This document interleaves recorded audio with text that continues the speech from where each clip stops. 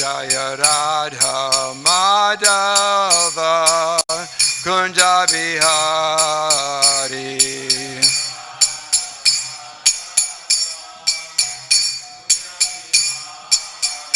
Jaya Radha Madhava Kunja Bihari.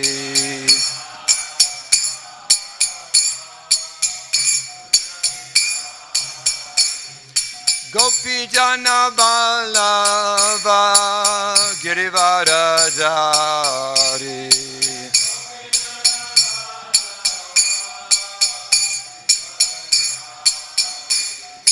Gopi Jana Vallabha Girivaradhari.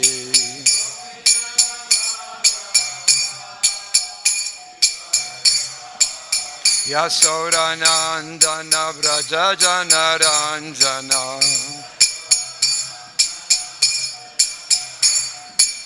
Yasodanandana Vraja Jana Ranjana.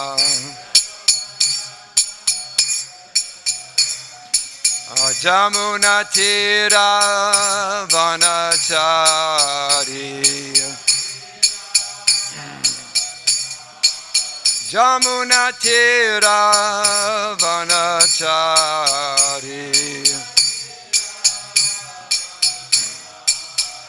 Jaya Rukmini Dwakadish, Rukmini Dwakadish, Rukmini Dwakadish, Rukmini Dwakadish.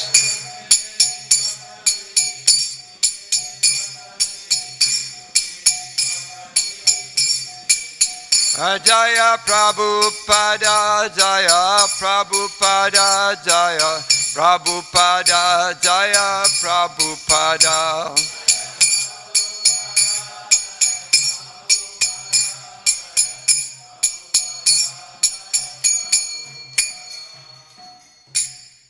Jaya Vishnupad Paramhamsa Viravjagacharya Satarata Sri Srimad. His Divine Grace A.C. Bhaktivedanta Swami Srila Prabhupada Ki Jai. ISKCON BBT founder charges Divine Grace Srila Prabhupada Ki Jai.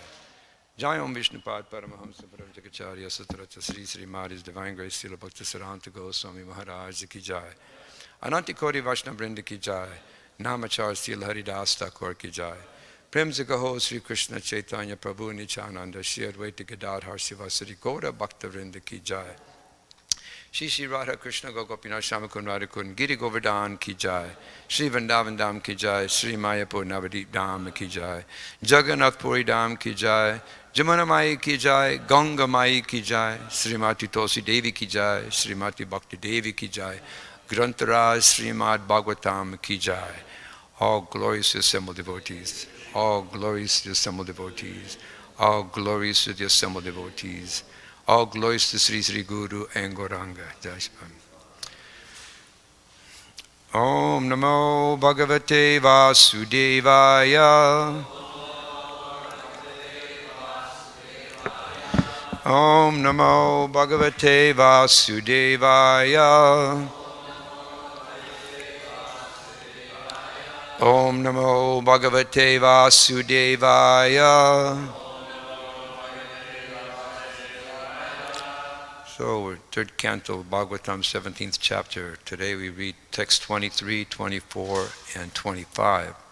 So I'll read 23 and 24, and then we'll chant together text number 25. So text 23. Savai tiro hitan drishtva mahasa svena daicharat sindran deva ganan kshibam apashyan viyanadad brisham. Translation.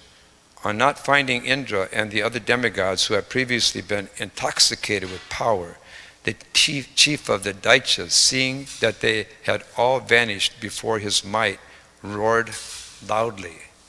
Text 24. Tato nivritta kridishyan kambiran bhima nishvanam vijaggahe mahasatvo vardim Mata Ivadvipaha. After returning from the heavenly kingdom, the mighty demon, who was like an elephant in wrath, for the sake of sport dived into the deep ocean which was roaring terribly. So text number 25 today. Tasmin pravishte varunasya shainika yado gana sana diya sasadvasaha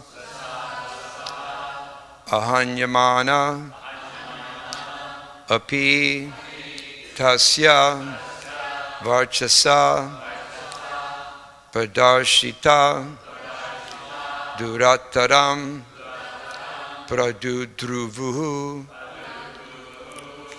tasmim pravishte vananasya shainika yadoganashana diya sasadvasaha ahanyamana apitasya varchasa padarshita durattaram pradurdruvuhu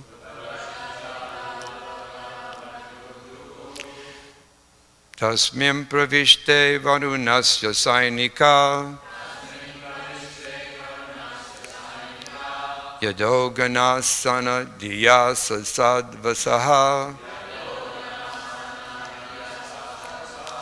ahanyamana apitasya varchasa padarshita durattaram pradudruvuhu tasmim pravishte varunasya sainika yadogunasana diyas sasadvasaha ahanyamana apitasya varchasa padarshita durattaram pradudruvuhu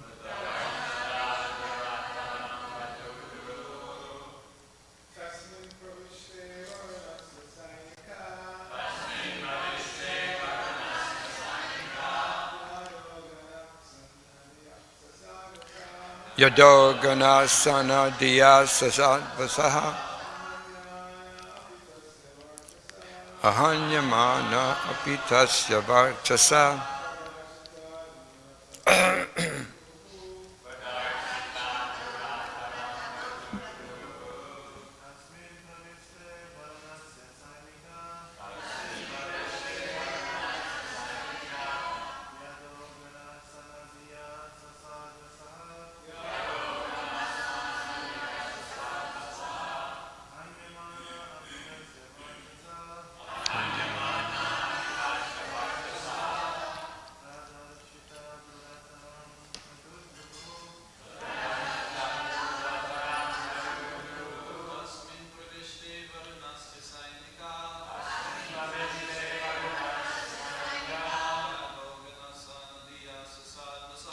yadoganasana diya sasadvasaha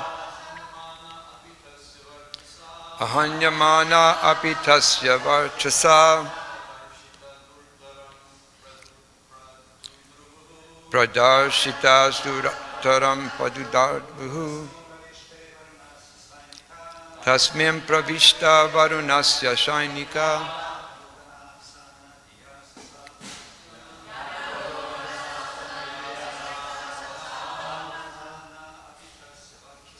ahanyamana apitasya varchasa padarshita durattaram pradudruvuhu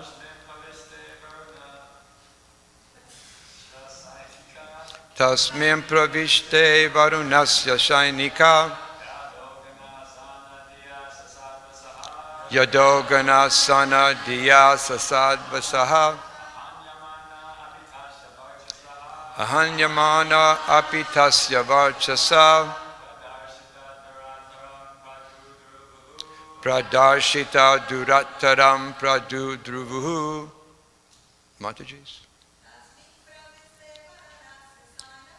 Tasmim pravishte varunasya shainika Yadogana sanadiya sada vasaha. Ahangmanam api tasya varchasa. Padashita durataram pradurdruvu. Tasmim pravishte varunasya shainika. Yadogana sanadiya sasadvyasaha. Ahanyamana apitasya varchasa. Pradarshita durataram pradudruvuhu. Tasmim pravishte varunasya sainika. Yadogana sanadiya sasadvasaha. Ahanyamana apitasya varchasa. Pradarshita durataram pradurdruvuhu. Synonyms. Tasmin pravishte. When he entered the ocean. Varunasya. Of Varuna. Shainikaha. The defenders. Yadaganaha. The aquatic animals.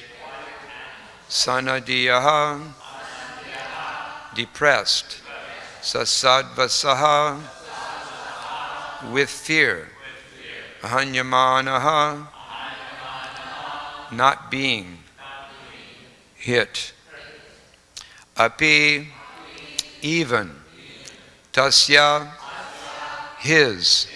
Varchasa. By splendor. Pradarshitaha. Stricken. Durataram. Far away. Pradudruvuhu. They ran fast. Purport, translation and purport by His Divine Grace Srila Prabhupada. On his entering the ocean, the aquatic animals who formed the host of Varuna were stricken with fear and ran far away. Thus, Hiranyaksha showed his splendor without dealing a blow. Purport. Materialistic demons sometimes appear to be very powerful and are seen to establish their supremacy throughout the world. Here also it appears that Hiranyaksha, by his demoniac strength, actually established his supremacy throughout the universe. And the demigods were afraid of his uncommon power. Not only were the demigods in space afraid of the demons Hiranyakashipu and Hiranyaksha, but so also were the aquatic animals within the sea. Jai. Om Jnanatimirandasya Gyananjana Shalaka Chakshu Umritam Jena Tasmai Sri Gurave Namaha. Sri Krishna Chaitanya Prabhu Nityananda Sri Advaita Gadadhar Sivasari Gaura Bhakta Vrinda Ki. Panchakalpa Trubhyascha Kripasin Vaivita Paritana Pavanebhyo Vaishnavebhyo Namo Namaha. Hare Krishna, Krishna Krishna, Hare Hare, Hare Rama, Rama Rama, Hare Hare. Hari Bol. So, we're continuing on with this amazing story, pastime in the Srimad Bhagavatam, and here especially we're focusing on Hiranyaksha, the brother of Hiranyakashipu. In the previous verse, it was mentioned that these two demons were so powerful, so huge. They had like steel frames, and they grew to the height of mountains. And then it also says that they were so huge that they blocked the light of day by their hugeness. They were that huge, amazing characters, phenomenal. So, as I was reading this, I was thinking that this whole pastime, of course, it's inaugurated by the personality of Godhead, Krishna, for his particular pastime. But it's also very instructive for us, because And here we see that the desires and the lust that Hiranyaksha and Hiranyakashipu had were insurmountable, beyond recognition from us ordinary living entities. And so I wanted to kind of speak a little bit about that particular power of lust and what it does to a living entity. Even a great soul or souls like Jai and Vijay that were in the spiritual world, and they came down into the material world. And in that particular pastime, it describes the different activities and feelings and moods of the regular jiva, just an ordinary soul in the material world. Theirs were just simply amplified to beyond our comprehension. But it was like that. And regardless of how we see anything, Krishna is in control. The demons don't know this because they're in ignorance. But really, Krishna is in control. It's described in the Bhagavad Gita, Prakrite Kriyamanani Gunai Karmi Sarvasa Ahankara Vimudhatma Kartam Hanyate Niyamanyate, yes. It's described that the bewildered soul, the bewildered spirit soul, under the influence of false ego, thinks himself to be the doer of his activities, which are actually carried out by the material nature. And the three modes of material nature. And this is influencing every living entity within this material world. Prabhupada has said that there's two types of entities. There's those entities that are materially engrossed, and then there's living entities that are spiritually engrossed. And he said that it appears that they're both doing the same activity. It appears like that. But in actuality, they're completely different. The reason they're different is because those that are materially inclined, they're thinking that they're in control of their activities. And they think that they're the doer and that they should be reaping the benefits of their activity. This is a materialist. Whereas the opposite is for the devotee. A devotee understands that Krishna is the proprietor, that my position is a servant of the Lord. So this is the difference. Although the activities may appear to be the same, but the consciousness is different. And this is the instruction in the Bhagavatam that we'll be reading, that we have been reading, that we're going to continue reading. It's those individuals who have what kind of mentality identifies that particular living entity. So the materialists, those that are engrossed in the bodily platform of life, they don't know that this body is a product, of the material nature. They don't understand that point. And they don't understand that the controller of that material energy is Krishna. So they're thinking that they're in control of this body, but in reality, they're not. But they don't understand that point. But as a devotee, we learn that Krishna is actually in control. Daibhahi esha gunamayi mama mayat duratyaya mam eva ye prapajante mayam etam tarantite. Krishna says that this divine energy of mine, consisting of the three modes of material nature, is very difficult to overcome. But if one surrenders to me, one can easily cross over. That's how simple it is actually to get out of the modes of material nature, goodness, passion, and ignorance. But those that are contaminated, those that are completely absorbed in this material world, can understand that simple little fact. So as devotees, we see that the false ego is very powerful in this particular pastime. These two individuals consider themselves to be beyond the scope of even the Supreme Personality of Godhead. But this is actually the trick of Krishna, because the demons, they always misinterpret Krishna. They don't know Krishna, but they misinterpret him. So even Hiranyakashipu and Hiranyaksha, they thought they were immortal. They actually believed that. And as we heard yesterday, because of that belief, they were fearless. They would do anything they felt like it.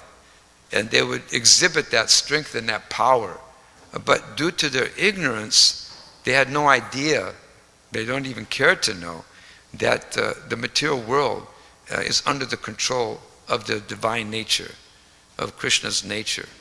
That's what the world is about today.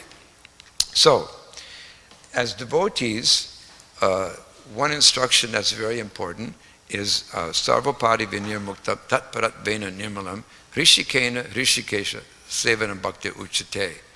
Very important instruction.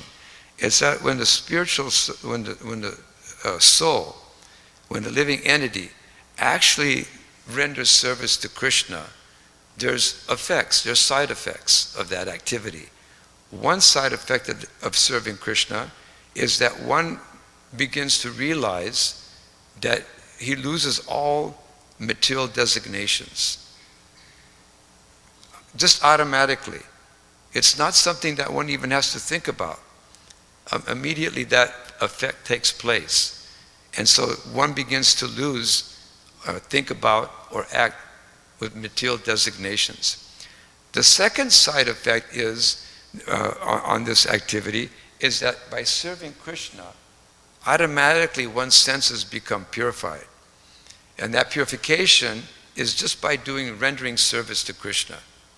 Those are two side effects of devotional service. So we as devotees, we should see that this service is extremely important. The service to Krishna is essential for our benefit, to get rid of our material designations. This story speaks a lot about material designation, about power, lust, greed, anger, envy, avarice, lethargy. These are all the manifestations of one who's absorbed on the bodily platform of life. And we see that this is going to be happening here in the story of Hiranyaksha and Hiranyakashipu. They're going to be exhibiting all these characteristics, avarice, they're going to be angry, lust, greedy, never satisfied. And that's what the story tells us. You can see they're taking it to the epitome. But we as living entities, we're infinitesimal, we're teeny. But we're still affected by these activities of greed, lust, anger, avarice, lethargy. We're all of us, we're all encapsulated in that particular mood. But by continuing rendering of service to Krishna, we can overcome all these. So these are the instructions that the Bhagavatam is trying to give us. So if one is an intelligent devotee, they don't run away from service.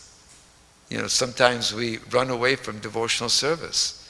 Somebody says, can you do this? No, I can't. I don't want to. So service is the key element in advancement. It's the key ingredient to get rid of all these different characteristics of demoniac nature or bodily platform of life. So for us, service or devotional service is essential. And basically, the whole Krishna conscious movement is focused on that principle, serving Krishna. We're not the proprietors. Krishna is the proprietor. We have to learn how to do service without claiming proprietorship. And this is exactly what this story is about. Hiranyaksha and Hiranyakashipu are all about proprietorship. They wanted to be, Hiranyakashipu wanted to be in the position of Lord Brahma. And we see here, Hiranyaksha, he went down into the depths of the ocean to develop proprietorship on behalf of his brother. So the whole story, it really portrays that mentality. And as devotees, when we read this, we should see how we ourselves can apply this particular instruction to our own life and really absorb ourselves in trying to develop Krishna consciousness, service to Krishna, extremely important. So Krishna, he instructs his devotee to become fully Krishna conscious, and we must be involved in duties. We must actually take charge of our duties, and we have to execute them, and almost like military style. Yes, almost like military. For instance, disciple. Disciple means discipline. So we have to be disciplined, almost like military. Although that doesn't sound very good. It may sound kind of harsh or different. But nevertheless, duties must be there. It's just like a person who is married and he's responsible, he has a wife and children. He performs that service dutifully. There's no question of thinking, well, should I, shouldn't I? Unless he's really not a very good father. A good father, he thinks out of duty. It's his duty to take care of his family, to take care of the children, to make sure everything is going on properly. And sometimes that's almost on the level of military practically. We have to be very disciplined. So Krishna consciousness means discipline. And we can't live without the association of the Supreme Personality of Godhead. As devotees, we need that kind of understanding. We can't be happy being independent of Krishna. We can't be. We won't be. No matter how much you try, you can't be. So we have to become subordinate to Krishna. And we have to see how we can do our service without claiming proprietorship. There's a really nice story that Prabhupada gave. I remember when I was a young devotee, I remember it to this day, how it was very effective for me. Prabhupada gave a story about like a carpenter. And the carpenter, he's hired by a proprietor, by a person. And that proprietor says, listen, can you make this chest of drawers for me? I'll give you everything. I'll give you money. I'll give you the nails, the hammer, the wood, the materials. I'll give you everything that you need. But please just build this chest of drawers for me. So the carpenter begins that work. And in the course of doing that work, he thinks, well, geez, I'm really good. This is the best thing I've ever built. It looks really, really good. And he's going on and becomes more and more attached to that. And he's thinking, gee, I built this thing. I can't give this away. I'm going to keep it. Now, if you think about that mentality is wrong. For instance, that person, he's not the proprietor.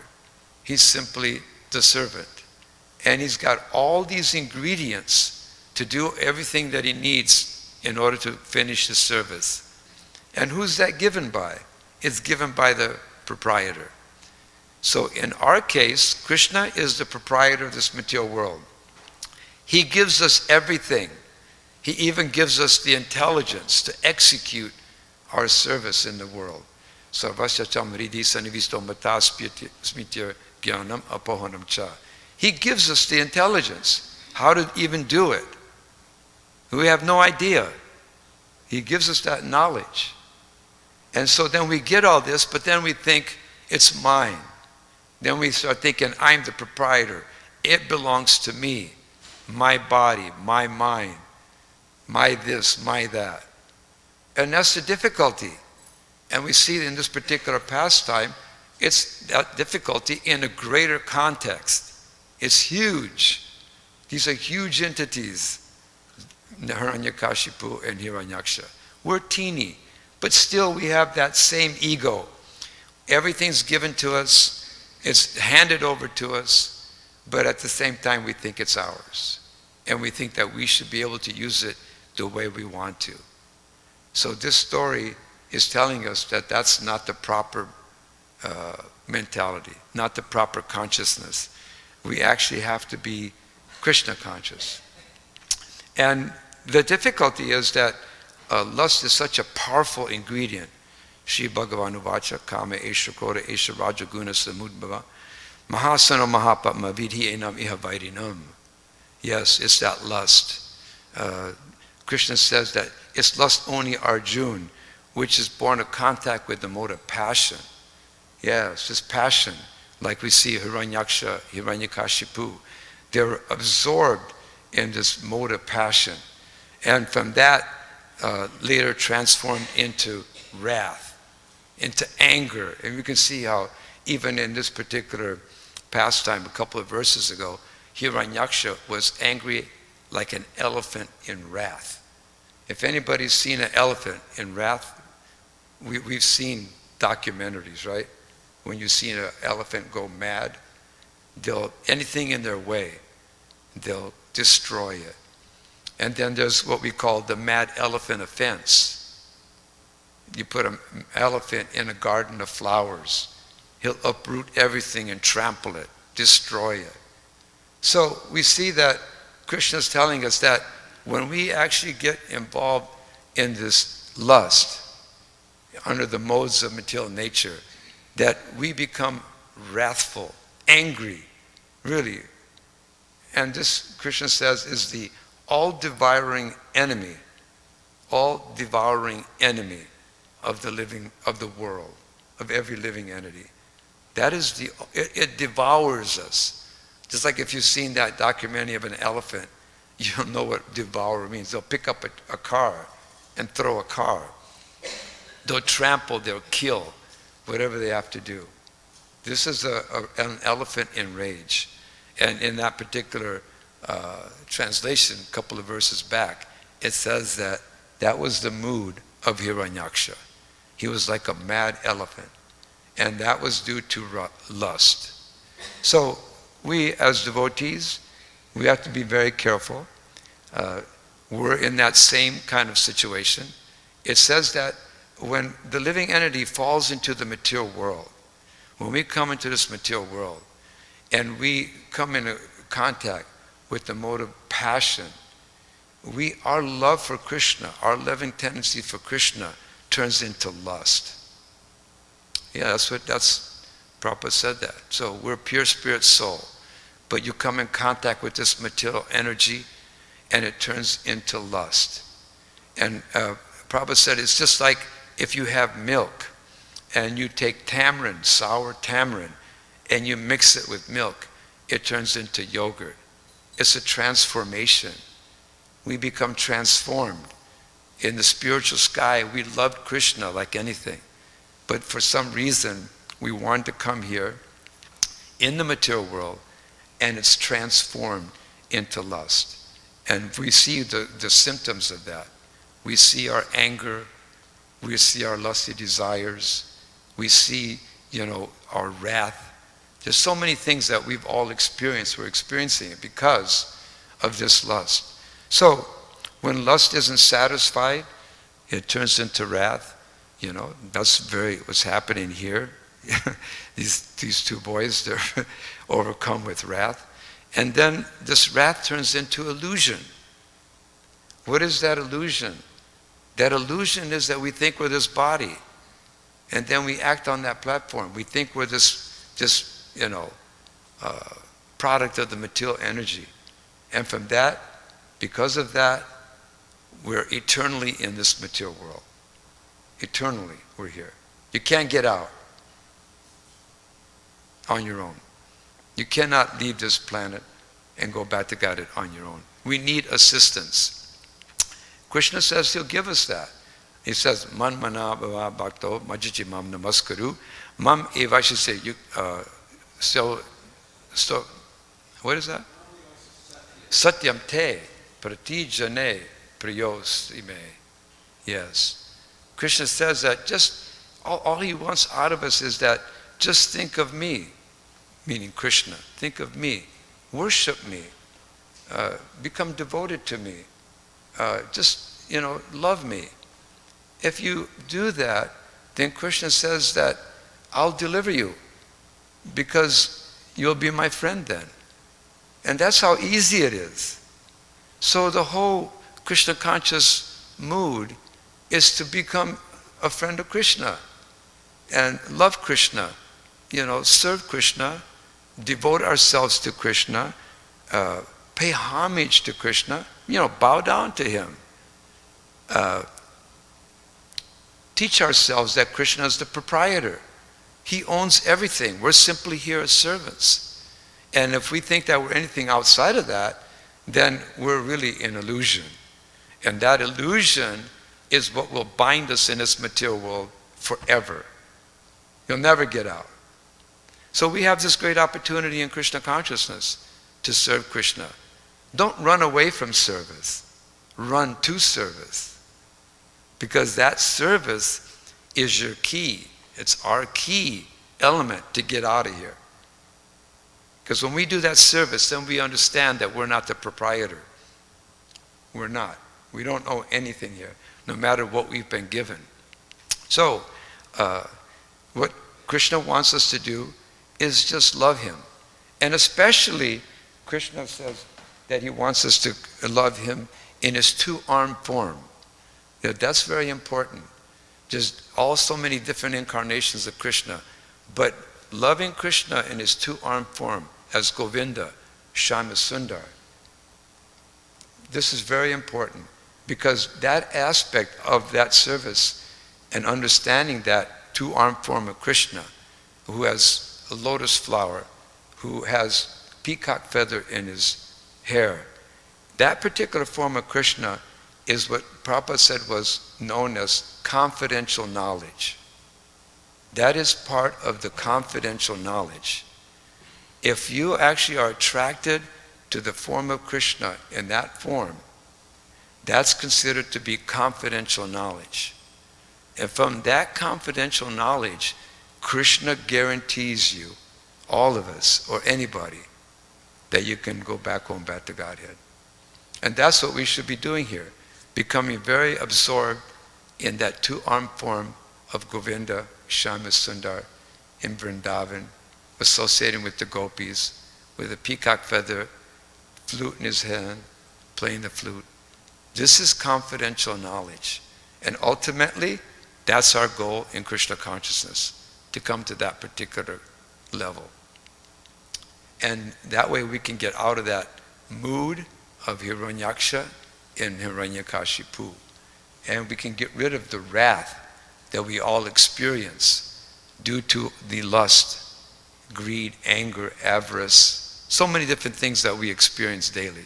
So I saw this particular pastime as being an instruction of how we should rectify ourselves and become devotees and become pure devotees and depend on Krishna, do our duty. We're not the proprietors. We don't own anything. We're simply the servants of Krishna. Okay? Thank you very much. Srila Prabhupada Ki Jai.